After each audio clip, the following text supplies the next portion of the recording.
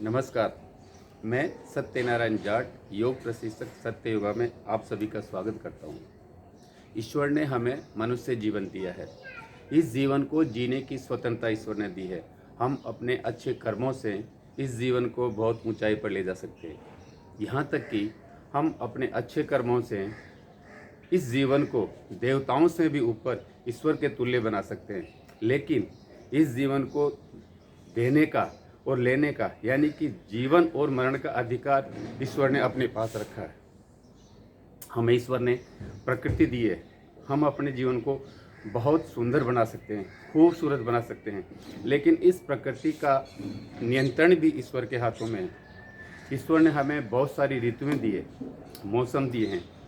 इनका उपयोग करके हम अपने जीवन को आनंद से भर सकते हैं, लेकिन इनके बदलाव का नियंत्रण भी ईश्वर के हाथों में। आज मैं बात कर रहा हूँ मौसम के बदलाव की, परिवर्तन के बदलाव की। जब मौसम बदलता है तो अपने साथ बहुत सारी बीमारियां लेके आता है। वर्षा ऋतु जा चुकी है, सर्द ऋतु का आगाज हो गया है, सर्द ऋतु आ गई है। जब नई ऋतु आती है तो हमारे अंदर बहुत सारी बीमारियां आती है। ये सर्द ऋतु है, ये अपने साथ कफ से संबंधित बीमारियां लेके आती है। हमारा जो शरीर है इसमें त्रिदोष होते हैं, यानी कि वात, पित्त और कफ। जब इनमें असंतुलन होने लगता है, जब ये इम्बैलेंस होते हैं तो बहुत सारी बीमारियां होती है। अकेले वात के बिगड़ने से लगभग 80 तरह की बीमारियां होती है, और पित्त के बिगड़ने से 40 तरह की बीमारियां हमारे शरीर में पैदा होती हैं, और कफ के बिगड़ने से 28 तरह की बीमारियां हमारे शरीर में होती है।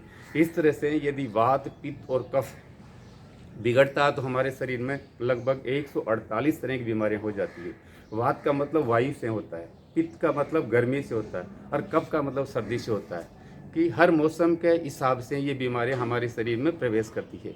तो आज हम बात कर रहे हैं कफ से संबंधित बीमारियों की, क्योंकि कफ की बीमारियां तब हमारे शरीर में हावी हो जाती है जब सर्द ऋतु आती है।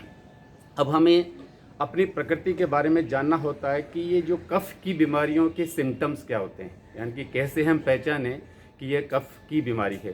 तो आप ये मान लीजिए कि जो कफ की बीमारी है वो हमारे शरीर में, हमारी जो ये छाती है, छाती से ऊपर का जितना भी हिस्सा है, छाती है, हमारी जो फेफड़े हैं, हमारा गला है, हमारी आँखें हैं, हमारा नाक है, और हमारे कान है, और हमारा मस्तिष्क है, यहाँ पर इन बीमारियों का प्रकोप ज़्यादा होता है। तो कौन कौन सी बीमारियां हैं जो मुख्य रूप से कफ से संबंधित होती है? सबसे जो मुख्य बीमारी है या जो सबसे घातक जो बीमारी है वो अस्थमा है, जिसको हम हमारे देश में दमा के नाम से भी जानते हैं। अस्थमा के अलावा थायराइड इससे होती है, और गले से संबंधित जो बीमारियां वो इससे होती है, और आँखों से संबंधित बीमारियां हैं। आँखों से संबंधित जैसे मोतियाबिंद हो गया, आँखें हमेशा लाल रहना, नीचे डार्क सर्किल हो जाना, और कानों से सुनाई कम देना, और बार बार सर्दी जुकाम होना, निमोनिया बन जाना, इस तरह की बीमारियां होती है जो कफ जनित बीमारियां होती है। कफ जनित जो बीमारियां होती है वो व्यक्ति के अंदर क्या लक्षण होते हैं इनके? तो जो कफ की जो बीमारी है जिस व्यक्ति के अंदर, उस व्यक्ति का जो नेचर है वो ढीला ढाला सा होता है, वो गंभीर सा होता है, और सुस्त सा होता है, वो थोड़ा मोटा होता है, थुलथुला सा होता है, भूख कम लगती है उसको, प्यास कम लगती है, और पसीना कम आता है, और अंदर से गठीला होता है। इस तरह का जो नेचर होता है वो कफ से संबंधित बीमारी से व्यक्ति का होता है। अब हमारा जो शरीर है 5 तत्वों से बनकर बना है, जिसको पंचभूत हम कहते हैं, कि पृथ्वी है, आकाश है, जल है, वायु और अग्नि है। जब 5 में से 2 तत्व अधिक मात्रा में हो जाते हैं तो वो बीमारी हो जाती है, मतलब कि वो वात या पित्त या कफ में परिणित हो जाती है। जहाँ तक कि आज हम कफ की बीमारी से संबंधित बात करें तो कफ की बीमारी में जो पृथ्वी तत्व है और जल तत्व की अधिकता हो जाती है। तो कफ से संबंधित जो बीमारी है उसमें हम आज चर्चा करेंगे अस्थमा की, कि जो अस्थमा है वो किस तरह की बीमारी होती है, और योगा में है उस अस्थमा को हम, उसके दुष्परिणाम है वो कम से कम हो, उसका हम किस तरह से अभ्यास करें योगा में, ताकि वो बीमारी हमारे शरीर में ना आए तो हम उसके दुष्परिणामों से बच सकते हैं। अस्थमा है वैसे तो ये स्वास्थ्य से संबंधित जो हमारी बीमारी है, खतरनाक है, और इसका सबसे बुरी बात जो है इसकी ये है कि अस्थमा लाइलाज होता है, यानी इसका कोई इलाज नहीं होता। लेकिन हम यदि सावधानी बरतें, यदि हम कुछ प्रिकॉशन लें, तो उनसे हम इस बीमारी को दूर रख सकते हैं या इसके दुष्परिणामों से बच सकते हैं। अस्थमा श्वास से संबंधित प्रॉब्लम होती है हमारी, यानी कि रेस्पिरेटरी डिसऑर्डर है ये। और मेडिकल भाषा में कहते हैं कि जब एम्फेसिया हो जाता है तो वो हमारे ये क्रिटिकल पोर्शन होती है अस्थमा की।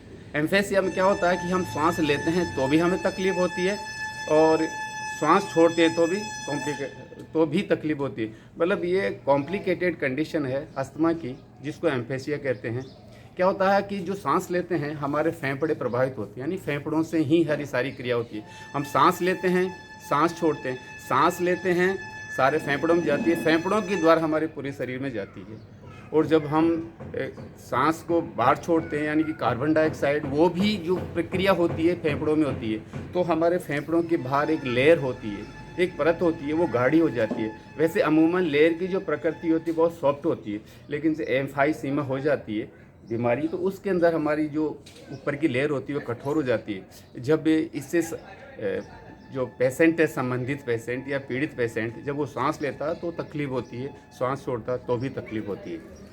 तो आज हम चर्चा करेंगे कि ये जो श्वास संबंधी बीमारी है, यानी कि जो अस्थमा है, यानी कि जो दमा है, इसको हम योगा के द्वारा किस तरह से दूर करें, या जिनके अंदर ये बीमारी है उसको हम कम से कम दुष्प्रभाव हमारे शरीर पे पड़े, उसके लिए आज हम करेंगे योगाभ्यास, जो अस्थमा की बीमारी को कम करते हैं। इसके अंदर कुछ यौगिक आसन है और प्राणायाम है, जो मैं आपको योगाभ्यास के कुछ आसन और प्राणायाम बता रहा हूँ, तो उनको नियमित रूप से करें तो आप अपने स्वास्थ्य को बचा सकते हैं। तो आइए देखते हैं हम योगाभ्यास अस्थमैटिक प्रॉब्लम्स के लिए।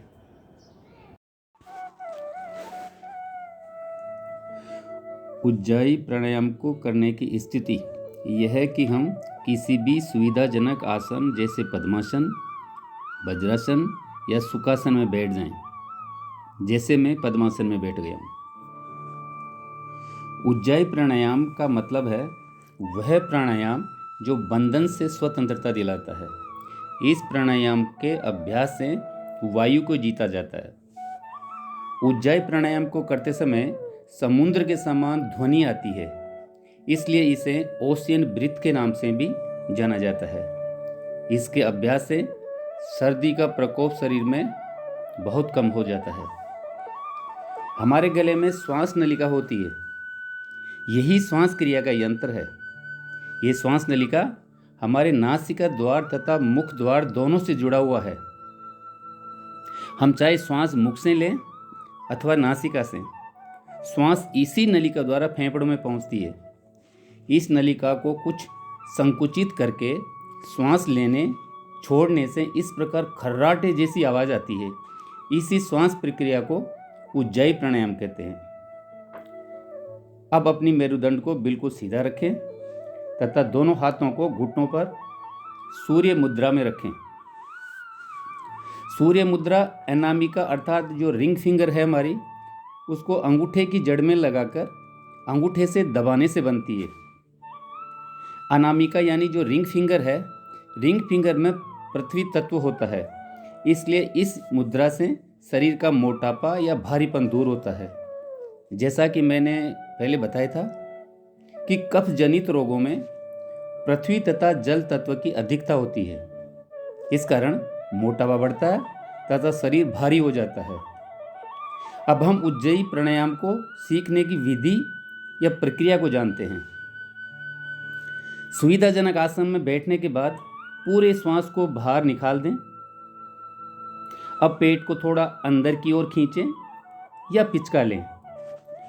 जिह्वा के अग्रभाग को थोड़ा अंदर की ओर मोड़कर ऊपर तालू से लगा लें। अपनी ठुड्डी यानी जो चिन्ह है, अपनी जो दाढ़ी है, उसको कंठकूप यानी जहाँ गड्ढा है, जहाँ गर्दन में सामने गड्ढा सा है, लगाकर थोड़ा संकुचित यानी खींच लें। कंठ से सरसराहट करते हुए नासिका से समान रूप से श्वास लें। इस तरह से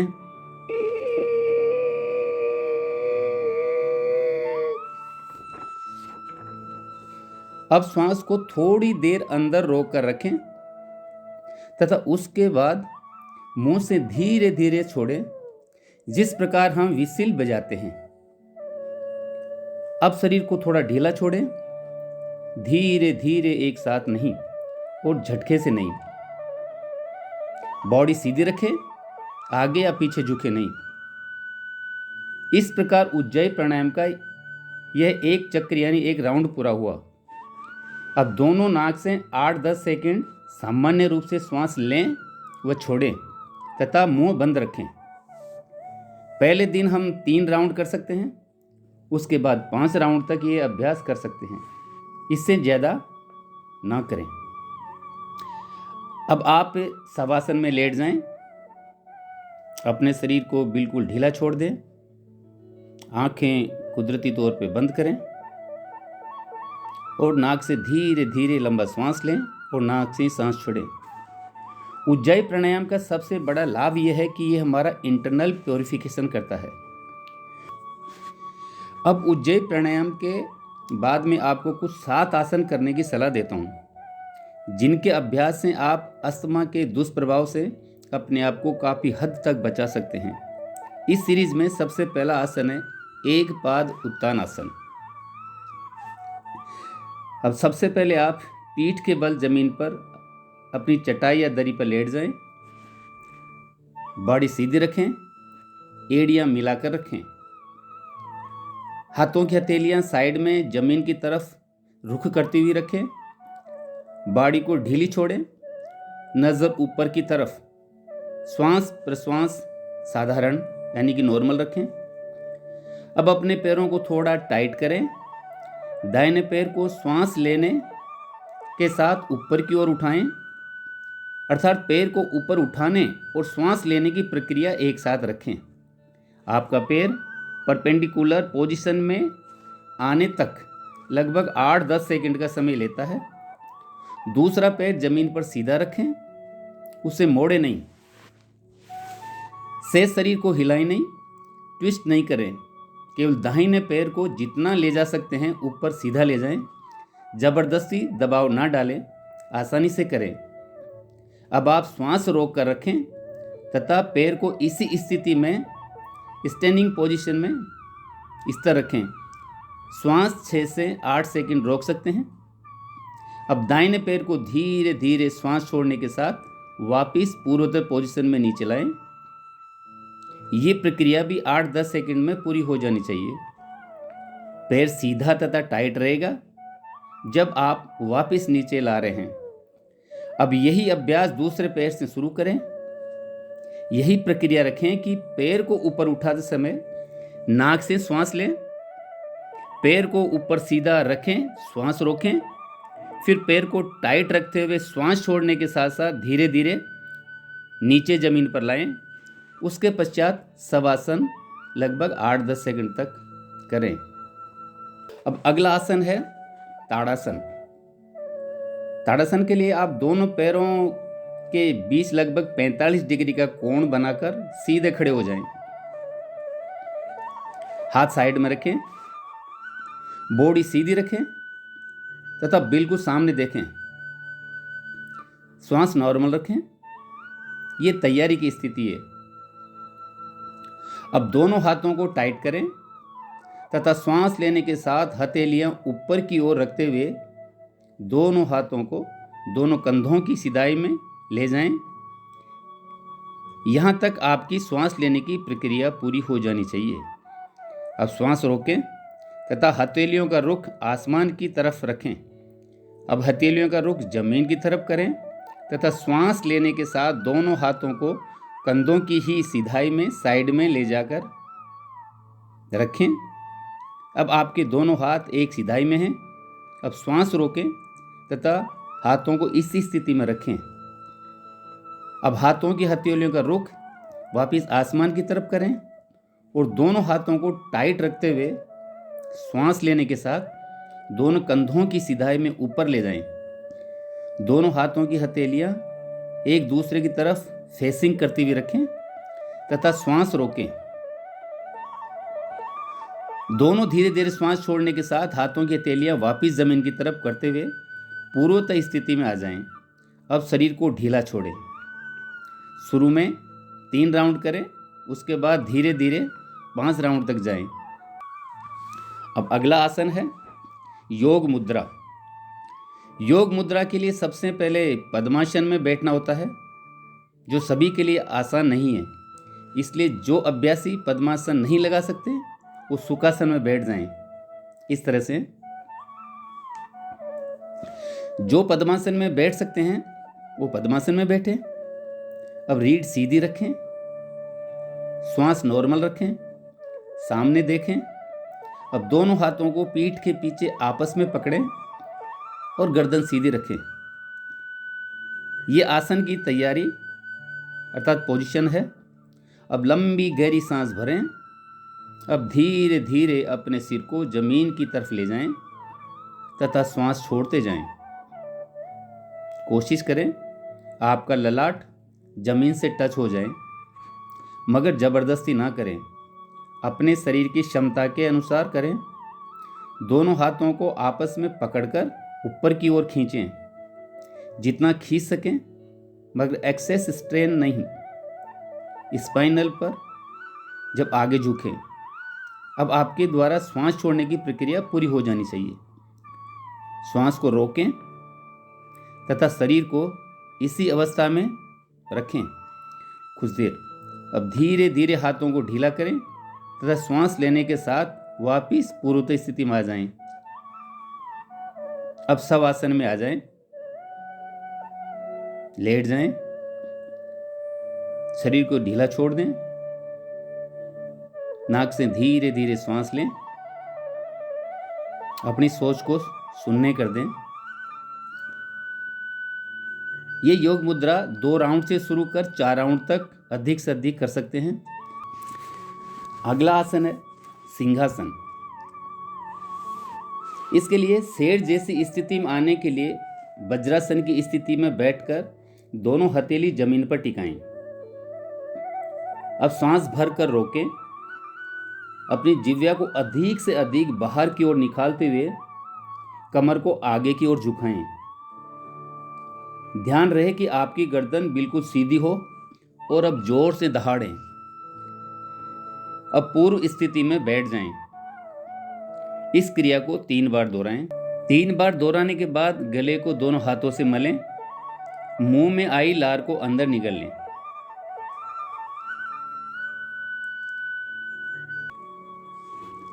अब इसके आगे है सर्वांगासन। सर्वांगासन यानी इस आसन में सभी अंगों का व्यायाम होता है, सभी अंगों को फायदा मिलता है, इसलिए इसका नाम सर्वांगासन रखा गया। इसके लिए आप कमर के बल फर्श पर लेट जाएं। श्वास भरते हुए धीरे धीरे दोनों पैर एक साथ उठाएं। इसी अवस्था में धीरे धीरे कूल्हे और कमर को उठाने की भी चेष्टा करें, जब तक कि पांव बिल्कुल सीधे न हो जाएं। कमर दोनों हाथों से पकड़कर रखें। श्वास छोड़ते हुए धीरे धीरे पैर वापस नीचे की तरफ लाएं। फॉर द एस्थमेटिक्स दिस आसन हैज मेडिसिनल वैल्यू। इससे ब्रोंकाइटिस तथा लंग्स की एक्सरसाइज होती है। अगला आसन है उष्ट्रासन। इसके लिए घुटनों को जमीन पर टिकाते हुए अपने दोनों पैरों के जांघ और पंजों को आपस में मिला लीजिए। पंजों को बाहर की तरफ रखते हुए जमीन पर फैला दीजिए। घुटनों और पंजों के बीच 1 फुट की दूरी रखते हुए घुटनों के बल खड़े हो जाएं। श्वास लेते हुए पीछे की ओर झुकें। इस बात का ध्यान रखें कि पीछे झुकते समय गर्दन को झटका न लगे। पीछे की ओर झुकें और धीरे धीरे दाहिने हाथ से दाहिने एड़ी और बाएं हाथ से बाईं एड़ी को पकड़ने का प्रयास करें। अंतिम स्थिति में जांघ को जमीन पर लंबवत रखते हुए सिर को हल्का सा पीछे की ओर खींचकर रखें। यथासंभव पूरे शरीर का भार अपनी भुजाओं और पैरों पर होना चाहिए। इसका अभ्यास सर्वांगा आसन के बाद करना चाहिए। इस मुद्रा में उचित लाभ होता है। अंतिम आसन है मत्स्य आसन। इस आसन में पद्मासन लगाकर सीधा लेटकर दोनों हाथों से दोनों पांवों के अंगूठे पकड़कर कोहनियों को जमीन पर टिका दें। उसके बाद गर्दन को पीठ के नीचे जितना अंदर ले जा सके उतना अंदर ले जाना चाहिए। आंखें बंद रखें तथा मन को शांत रखें। इस आसन के करने से पेट और गर्दन संबंधी बीमारियां नष्ट होती है। आंतों में खिंचाव होने से पाचन स्राव अधिक होते हैं तथा लीवर की अच्छी मालिश होने से पाचन शक्ति बढ़ती है। गर्दन का खिंचाव हलासन के विपरीत होने से घेंगा संबंधी बीमारियां जड़ से नष्ट हो जाती है। इससे हमारी नेत्र ज्योति बढ़ती है, श्वास क्रिया तीव्र होती है, छाती फेफड़ों का विकास होता है, जिससे दमा और खांसी में बहुत लाभदायक है। तो ये थे कफ जनित बीमारियों में अस्थमा की बीमारी के दुष्प्रभाव को कम करने के लिए या कफ जनित बीमारियां ना हो इनके लिए किए जाने वाली योगिक क्रियाएं। तो आज हमने देखा कि अस्थमेटिक जो प्रॉब्लम है, एक बहुत बड़ी प्रॉब्लम है, लाइलाज बीमारी है, उसको दूर करने के लिए या उसको कम करने के लिए, उसके प्रभाव को कम करने के लिए हमने योगाभ्यास किए। अब स्मृति में रखने वाला आज का संदेश है, शरीर को निरोग रखो, स्वस्थ रखो, दिमाग को ठंडा रखो, शांत रखो, अपने मन को पवित्र रखो, पाक रखो, अपनी जो ज़बान है उसको मीठा रखो, अपने जो होठ हैं उन पे मुस्कान रखो और अपने हौसले बुलंद रखो और हमेशा योग पर और योग पद्धति पर भरोसा रखो। आपको ये वीडियो कैसा लगा कमेंट्स के रूप में आप ज़रूर लिखें। आपने मुझे सुना, इसके लिए आपको बहुत बहुत धन्यवाद। आप इसको लाइक करें, शेयर करें और सब्सक्राइब करें। ओम शांति शांति शांति।